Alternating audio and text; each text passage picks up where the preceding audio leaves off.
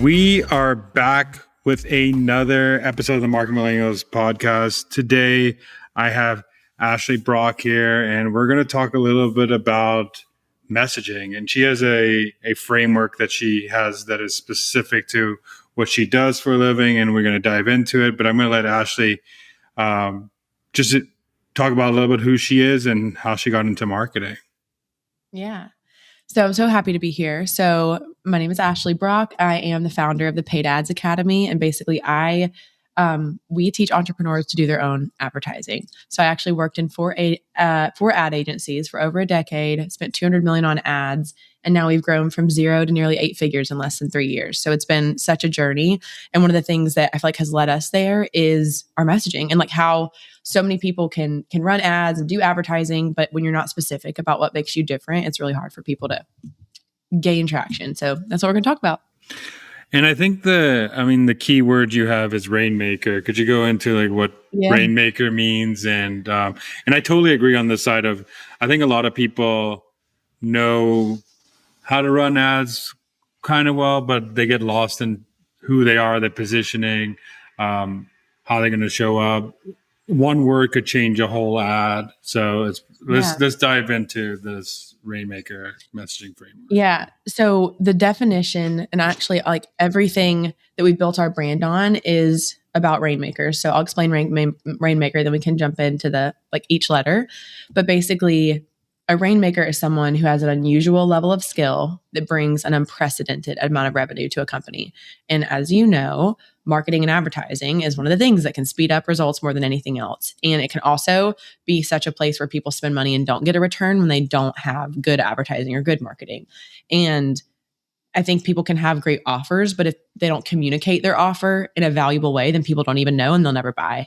And so being able to create this framework, it was kind of years of just saying, or over a decade of trying to figure out the ads that did perform and the ones that didn't, what's the difference in the messaging. And then what I found is this Rainmaker formula is cool because it's not just what you can say in ads. You can also apply this to any of your marketing, whether it's your emails, whether it's your website, whether it's your social posts. This framework has worked really well for my business and the businesses that I worked with, which is cool. Yeah, I think the cool thing about starting with messaging, it's like that trickle down effect in marketing where a lot of people skip the positioning, skip the messaging, skip everything and go straight to, hey, let's just run direct response ads. Let's run ads. We have good creative. Let's try. And maybe it works for a little bit of time, but then the messaging doesn't fit the landing page. It doesn't fit the overall what you're selling, and then you end up in this bad cycle. So let's go into the framework and how it works. Let's do it. So every letter means a certain thing. So the R is relevancy. And one of the things that I like to say is your ads need to be relevant to where people are at. So what I mean by that is R for relevancy. A lot of times people can advertise to their just the solution. Like, oh, let me advertise. Someone's searching for a marketing agency or someone's searching for a chiropractor. Like I'm searching for the solution. But I think what a lot of people don't do well is they don't advertise to what's relevant to where the person is at, which could be the symptom, or it could be the problem, or it could be the solution. For example, yesterday, one of my clients was running some Google ads, and we'll use this as an example. Someone was searching how to write a book. That person, it has a problem of they don't know how to write a book. But someone searching for book editing coach is already looking for the solution. And so it's very easy. You could spend 100% of your budget on someone saying, how do I write a book? That's not actually ready to pay someone. And so being relevant and having ads that are relevant to different phases in the journey from symptom to problem to solution, that's the R. I love that. I think relevancy in any like content marketing, it works for anything where you have to whether it's, and it could frame along, hey, is it relevant to the time of year? Is it relevant to the audience? Is it relevant to the interest of the audience? But I'd like the example of you problem and solution, because a lot of people are either going way too top of funnel with their advertising, or they're just trying to capture existing demand in the market. And I think you need a little bit of both to win, and different messaging for both. So you do. And it's kind of like when people turn on their ads, they're like, man, I just want to sail today. I'm like, that's like going on a first date and being like, let's kiss. And it's like, I'm not ready for that. I don't even know you. I don't trust you, all those things. And I know you want the result, but typically over time it will come. And so the relevancy piece, like an example, one more like example of a client that I was working with. She's a nervous system regulation coach. Okay. And like some people are searching for that. Some people are searching for someone to help them with the problem, which is burnout. They don't even know that nervous system regulation is a thing. They don't know the solution. They just know the problem. And there's some people that are in denial of them having burnout. And so they're just struggling with the symptom of, I feel like all my emotion is gone. I feel like I'm sad. I feel like all these things are happening. And so every advertiser that's trying to get people that are unfamiliar or kind of familiar or very familiar, you have to be relevant to each of those. That's why the first one is R. So yeah, and it made total sense. And it's also, I think you need all three of those parts that you said in the funnel, because relevancy to each, searching a symptom, searching the actual problem, or searching the actual solution are three different ways. And I think some people are really good at one or two, but I want to keep going down the relevancy to the A now in Rainmaker. Yep. So that's perfect. So the A is articulation. And one of my quotes that I've come up with, this one is just it's just how you say what you're saying. And so one of the quotes that I've created is that articulation leads to elevation of your communication. And being able, like there's this study, and it basically was saying it's like the 7-35, I think it's the 58 rule, but it adds up to 100. But basically it's saying only 7% are the words that you say. 35% is how you say them. And the other side is the body language that comes alongside it. And so I've seen people say, here's my ad script. And I'm like, the words look great, but how you articulate that message can really make a difference on if it's going to stick or not. So the A is articulation. That's a good one. Also, I think all those parts, one is articulate the way you say it. Some is a font choice you decide to choose. It's it could be the creative behind that changes the articulation of those words. So there's so many different things that one little tweak articulates it a lot. But your example is more, if you're going to do, let's say, video ads or UGC ads or stuff like that, the way that creator or you as a business owner is coming off could mean, the excitement could mean one thing, monotone could mean one thing. That's a great one. Yeah, no, I completely agree. So the next one is I, which is identifiability. And all it really is saying is identify who you're talking to and just say that. I had one of the things I had my clients do yesterday. This person has a $25 million business. They're doing exceptional work. And then sometimes it's like, you just need that perspective. And I was like, read me that script on that ad and go line by line by line. And the first sentence was like, do you ever feel like you're trying everything with your clients and it's not working? And it's like, I have actually no idea what your business is on that first line. Like, you're not saying who it is. It's like, clients. It's like, yeah, a lot of people have clients, but I don't know if that's for me or not. So I'm skipping. And so calling out in your ads who this is for at the very beginning as clearly and specifically as you can. It's so simple, but people just overlook it. And they're like, yeah, but no, I said doctors like 4 sentences in. I'm like, right. And they'll never make it to that part because they skipped the hook that was really boring and didn't call out who it was for. So that's I, which is identifiability. Yeah. So I'm just thinking an example. So me saying, marketers, if I'm trying to go, hey, marketers, you might have, or hey, demand gen marketers in Miami, you might have this like problem. Let's talk about it. Instead of just saying like my clients, you're specifically calling out your like ICP in the first sentence, basically. And the reason that that's actually helpful is not only for the consumer, it's informing the algorithm who to serve that ad to. So if the consumer is confused, the algorithm is too, because it's trying to pull like, what is this saying? What are people? Who's going to resonate with this sentence? And it's like, I don't know. Everybody could, because it's not specific. I love that too, because especially with AI now, even on social, they're crawling captions, they're crawling transcripts, they're crawling everything. So if you're not saying those specific things, they're just going to serve it to everybody. That's a great one. So, okay. So RAI, and now we're going to go to the N part of it. Yep. N is an easy one, and it's just necessity. And it's communicating why people need what you have to offer specifically. So I like to say that specificity creates necessity.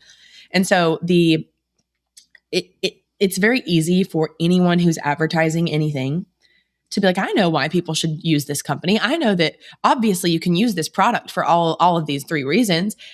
It's in your brain, it's not in theirs. So communicating, like, here is the exact reason this product, like, you need this one. This is the service you should go to. This is the company. This is the one that you need. And communicating that specifically and not just saying, no, we're the best. It's like, why are you the best? Communicate that, why they need it so specifically. And they will be like, oh, okay. If you didn't plant it in their brain, it's likely not in there because you're obsessed with what you're advertising or marketing more so than the person on the other side of that ad is. So specificity creates necessity. That's in. What are so what are some examples of like someone being specific? Because you could say there's different ways of doing it. Obviously, you can call out exact numbers where you could say, instead of saying we have 100 customers, you could say we have 121 customers or something, or we have a 4.92 rating instead of saying 5. We have 10 5-star ratings or something like that. So that is one thing you could do. And actually, it's like, I talk about that credibility piece because it matters so much. And that's actually kind of close to the R, the last one, the Rainmaker, is being very specific with the reviews and how much volume you have. The way that I think about necessity is actually how it differs for each person. The reason that you need to take action on something versus the reason that I need to take action on something is different because every person is different. You may care more about your time. I may care more the time something saves you. I may care more about the money that it saves me. I may care more about how it helps my team. And so this necessity one of the things I like to do is I like to create multiple different ads for multiple different buyer types. So it's like, this person needs the data and the logic. That's why they need to buy, because 72 people have said this, and they like, or they're, there's a 20% increase on average for our clients when they do XYZ. That's why they need it, but someone else needs something different. So when I create ads, I like to say, what are all the reasons someone would need to jump in? Well, there's urgency, there's scarcity, there's specificity because of the things that matter to them. And so just having different ads that speak to the different needs that someone might have when they're considering buying your product. Yeah, that makes total sense. So somebody might they're trying to scale revenue. Some people might want to cut internal costs. Some people are looking for a new tool to replace the current terrible tool. Some people are looking for integrations. Just calling that out in the ad instead of just being broad or saying we're the number one software in the world, basically. Yeah. Okay, so M is the next one. M is memorability, and the best I can do, because I know you like stories. Mm-hmm. So one of my clients, he owns 2 companies. One is a golf simulator company called Forefront, and one is a renovation company called New Edge. And so this person is currently installing a golf simulator in my basement while I record this with you. Mm-hmm. So it's really cool. And one of the things he does is he brings basements to life. And so I was looking at his Instagram and I'm like, okay, I know I'm your client. You're not mine yet. It will happen. But I was like, hey, your Instagram says that you like renovate basements. I'm like, that is cool, but that's not memorable. And so because once I get something in my brain, it goes to town trying to figure out something that would allow it to be memorable. And so I'll give you the example of what I gave for him. But memorability can be created through alliterations. It can be created through rhymes or specific taglines. It's like, what is memorable? So I'll give you an example for his business. His business said, his Instagram bio said, we renovate basements. And the reason I care about his Instagram bio is because he is considering running ads. And the worst thing that someone could do is turn on ads and have a not so great experience when someone lands on the Instagram page. So I was like, let's create something that people remember. And so I came up with, we renovate and elevate your basement to take your bottom level to the next level. I'm like, that is so much better. He's like, that's sick. And I'm like, I know, we're going to update it today. But it's because that is like, hey, what do y'all do? That's a tagline. That's someone like, dang, that's good. That's why, like, what we created in my business that we trademarked was advertise your name, make it rain. I end every call, I'm in every podcast and every single thing with that tagline because it's memorable. And it's not just like, all right, bye. So everything that you can do for the companies that you work with, the advertising, the marketing you're doing, having a tagline that's memorable, even if you're the one that creates it and says, hey, what if we said this? As long as it aligns with the brand, you need something that allows people to say, oh, it's that one. I remember that. Yeah, I think you just doing even like a Rainmaker framework, it's easy to think about someone instead of saying I have an ads framework that works. Like my framework is called Rainmaker. It stands for this, blah, blah. Like it's memorable to say like, oh, you have that Rainmaker framework instead. Yeah. I like that. I think it's figuring out how to be memorable. I think it's a lost art. I also like what you said. I think we skipped over a little bit, but it's important. But the importance of having like actually updating your social profile that you're running ads from, if you're running from Instagram or Facebook, and not having this blank page or a bad bio or no links or nothing in there. That's like your second landing page, basically. And people are showing your credibility when you land running an ad. So people who are not even posting regularly, it makes it look like you're not a credible company. That's right. I completely agree. So memorability is big. And the next one is A, which is avoiding. And I have a few things that I like to avoid. I have some clients that are in the top 10 of like all Amazon influencers. And I know that it's very common for people to be like, everyone was asking me, y'all been wanting this. And I know that that can work. So I'm not saying never do that.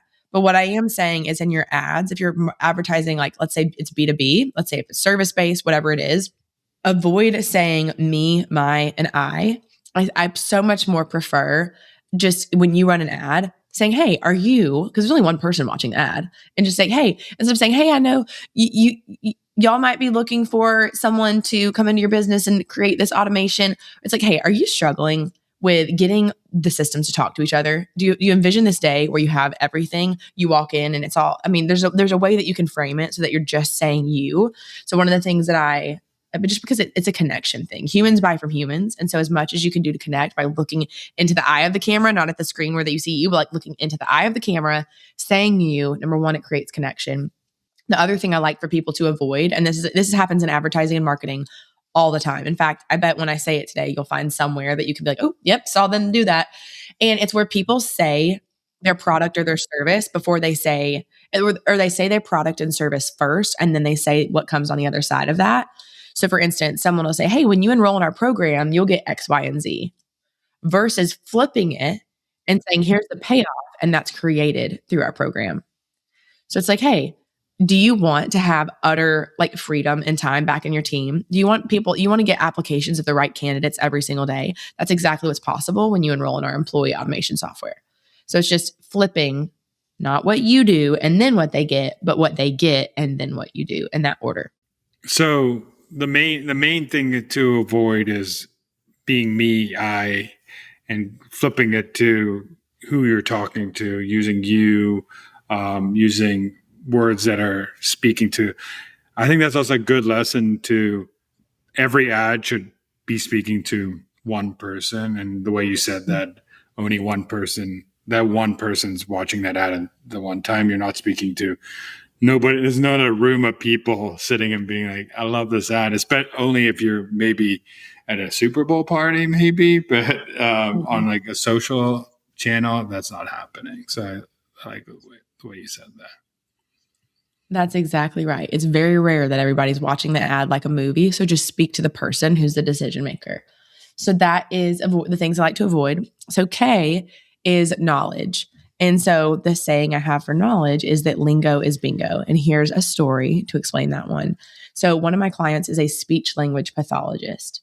And her best performing ad was just a blank ad with a pink background. And it said, SLPs, are you tired of soap notes? I can help. And for Daniel and I, we're like, huh? SLPs, soap notes, what are they talking about? I was like, she's speaking the lingo of the people she's trying to attract. SLPs means speech language pathologist, and soap notes is one of the notes that they have to take at, when they've just met with a child and they're having to do this paperwork. And it's like, hey, are you tired of the paperwork? What if you could use your skill another way? That was one of the best performing ads because lingo is bingo. The people that saw that she knew the lingo knew that she knew what they were going through. And it was so simple. And it was just because what she knew about them, she spoke to, and it worked so beautifully. So K is just use the knowledge you know. So if you are advertising to a B2B software company and you know the CTO is struggling with these 3 things, speak in the CTO's language. Like, are you tired of this, this, and this? But it's in his lingo. That allows them to be like, ooh, they know what I'm talking about. So I trust them.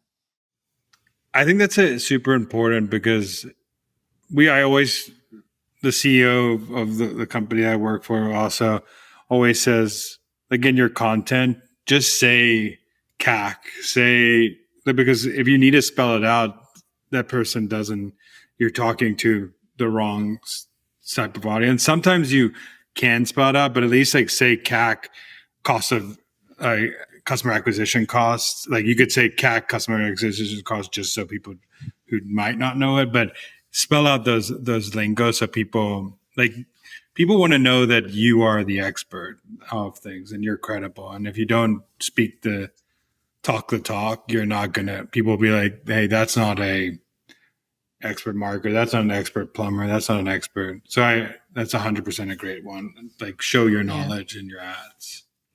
That's it, because it all comes down to them trusting you. And when you do speak that way, they will. So the last 2, so E is energy.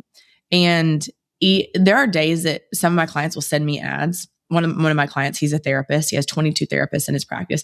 He sent me an ad and I was like, I love that you put this ad together. And were you having a bad day? I'm like, because it sounds like that you might've recorded this ad after having 2 hours of sleep. You and your spouse had an argument and then you recorded this ad. I was like, this is not the one we're going to use. The script was right, but your energy was low. And so there's times when you got to call a spade a spade. There's times I don't need to record, because what I believe is that you transfer what you do have. You can't transfer what you don't have. So you can't transfer excitement and encouragement. And this is why you should buy this thing if you don't have it. So E all comes down to energy and just being self-aware of when you should and should not record an ad so that you can transfer what you ultimately want. Because how you feel when you record is how they'll feel when they watch that ad. So really being intentional about that matters a ton. So that's why E is energy. That's something I need to work on, even in go to talks. I'm pretty chill when it comes to things, but I think I'm trying to let people be comfortable when people are listening to the podcast. But I think it's such a good point that if you're trying to get excitement, you have to be excited. If you're trying to get relaxing, you should be relaxing. If you're trying to get this, you should match the emotion you're trying to portray in your ad. So, and you have a brand, I have a brand, we all have a different brand, and we're different because we relate and connect to different people sometimes. And that's a good thing, because not everybody, that's why I love when I run YouTube ads and people skip. I'm like, good. You hate my voice. You will definitely hate 20 hours of my training. Like good. I'm glad I didn't pay for that ad. So I think it's good that everybody has like their vibe and their brand and what's true to them. But yes, there are times when it's like, hey, you want to get action. Emotion puts people in motion, and logic can make people lethargic. So if you get to a place where it's like, it's too instruction and there's not sometimes that can be like, we all have something that we can take from somebody else, but energy is one of those things with ads that it's magnetic. Let's go to the next piece of the puzzle. Yeah. So R is the last one, and it's reputation, and it's why will they choose you over anybody else? And so the saying that I have for that one is that credibility does not negate humility. Sometimes people are saving, I've actually have 1 million downloads. I've been doing this for 27 years, help people make millions of dollars. It's like the reason there's too many people out there just trying to make money or advertise something that they don't have the experience or the authority in. And so if you don't say why people should listen to you, they won't. In fact, I was in a mastermind group and I was training some other business owners on something. And I started the training off and just started teaching. And I got interrupted by the leader in front of everybody. And she's like, Ashley, she's like, can you stop for just a second? And I was like, yes. And she's like, why should they listen to you about this topic? And one of the things that we had done in the business is we had $1 million day. And so I was teaching something about how that happened without them knowing that had happened. And then all of a sudden everybody's like, okay, I'm taking my notes now, because they didn't know me. They're like, I don't know why I can trust her. And it's so any brand that has any experience, any credibility, any results, any features, Like even on the Marketing Millennials page, you have some great credibility of different brands that you've worked with. That is so important. And too many people, they bury the lead. They don't put why people should listen to them and the authority that they worked so hard to have. They put it too late in the ad. And so I feel like I saved the best for last. Your reputation and your credibility is why people want to buy from you specifically.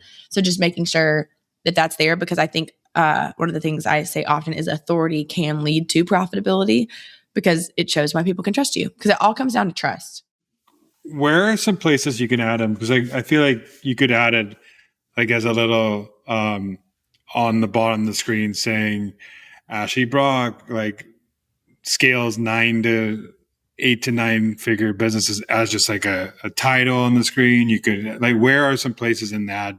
Because I know there's like things you should do up front in the hook, and you're not going to add everything in the hook. So where in that do you usually see the best part of adding credibility? That's a great question. One of my clients' best performing ads, this person has an operations business. They do business operations. And her best performing ad is her first sentence. And it says, I run an 8-figure business. And then it goes on. And what I found was just because she said I run an 8-figure business and had her Inc. 5000 like trophy in the back, that alone, people are like, okay, well, now I want to hear what she has to say. Obviously, she knows something. And so I think it should be in the first 2 or 3 sentences. And even when I look at a landing page or I look at an ad, having text on screen, having it in the caption, saying it in the words, I feel like people are so distracted today. As quickly as you can get that credibility on why they should listen to you, the better. So that everything else you say, it's like framed on those first couple of seconds of credibility. So I like it sooner. And I call credibility like hot sauce. It's like you can put that on everything and like just put it everywhere. Let them know that you've done the thing and they can listen.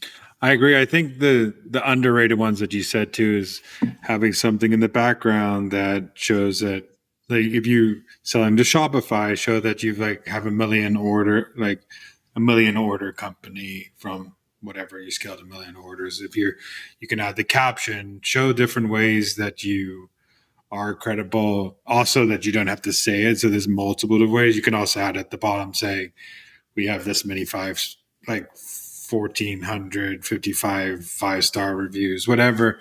Just multiple ways. You can never overdo social proof. I think that's like what I've learned, and there's so many different ways. But going back to your point in the beginning, I think the more relevant you can make that credibility, the better too. I think if you say, instead of saying we have 1,154 clients, you could say 1,154 marketers trust us, and then you just upscale the relevancy and the end of the Rainmaker. So you have the 2 bookmarks helping you at the same time.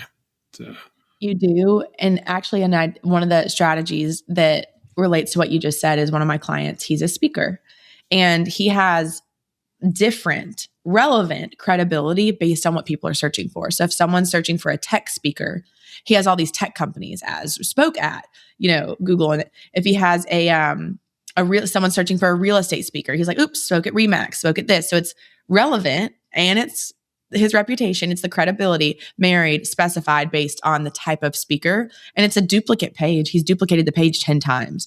It's just the headline of the topic with the credibility below it is just different on each one. It's so smart.